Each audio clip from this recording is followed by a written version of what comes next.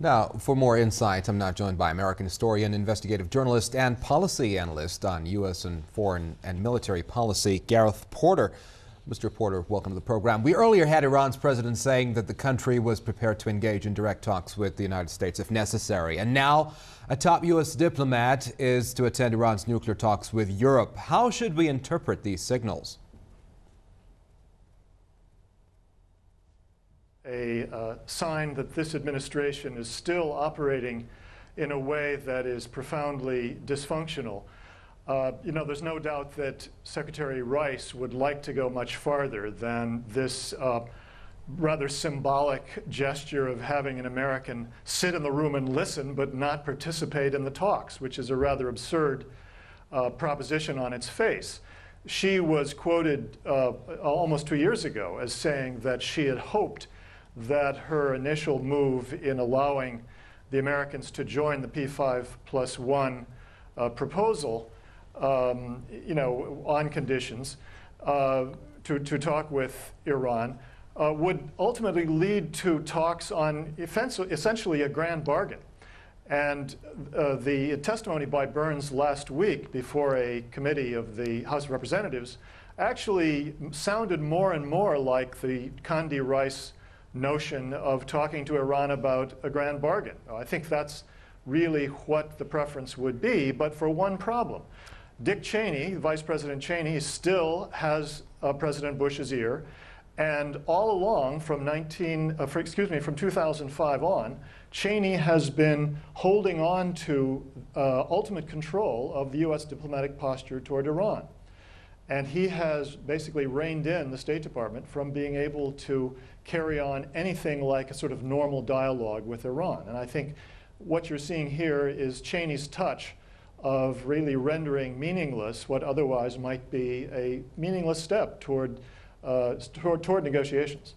Now, we heard from the United States that in the new package of incentives offered to Iran, the country would not be required to suspend uranium enrichment, only stop adding to its existing capacity. Do you view this as a major shift in policy on the part of the United States and Europe, and what do you think Iran's response will be? Well, first of all, you have to obviously distinguish between the Europeans' willingness to be flexible on this question of talks about talks, a sort of freeze for freeze proposal, which Solana obviously was really the one who devised as a bridge to actual formal talks, and the United States' position on this. If you examine what the State Department spokesman has said over the last week or so, week or 10 days, about this question of U.S. participation in talks, he's been very careful not to endorse the freeze for freeze proposal. And I think that's because the situation of a very deeply divided administration that caused the State Department to be unable to really take a clear position about even agreeing with the freeze for freeze proposal. But we are seeing all of this happening in the dying months of Mr. Bush's tenure. Aren't we falling for Bush-style politicking perhaps in the run-up to the U.S. presidential election?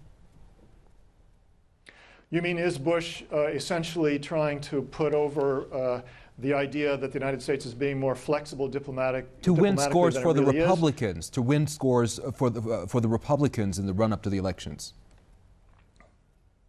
Well, it's possible that Bush feels that there's some political advantage in having Burns go once to Geneva and sit in on a meeting. But if so, I think it would be a very shallow notion about the relationship between the electoral process and this issue, or vice versa. And in fact, I think really Bush is very unlikely to be making this decision on the basis of any calculation that it's going to affect the election. I think it's really another instance in which Bush, who calls himself the decider, is being a non-decider. He's essentially splitting the difference, giving a little bit to Condi-Rice, but also giving something which I think in this case is more meaningful to Dick Cheney. We cannot speak of these new developments without viewing them in the broader picture of Iran-U.S. relations, which of course have been strained for close to 3 decades now. Let's be realistic. There are deep divisions between the two countries. Israel owes its survival to the United States, and Iran says very clearly it will never recognize Israel. Will Iran-U.S. relations ever return to normal?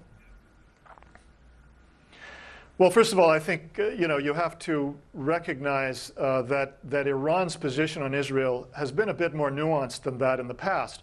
Right now, I think it's in a phase of a very tough posture toward Israel. But if there were real bargaining, if there was bargaining going on between the United States and Israel along the lines of the 2003 roadmap to ultimate normalization between the two countries, as proposed by Iran in its secret démarche of May 2003, then I think there's every reason to believe that there could be a formula under which Iran would offer some conditional recognition of Israel, certainly, in circumstances or on conditions that would not be regarded as any different, essentially, from the position taken by the moderate Arab states.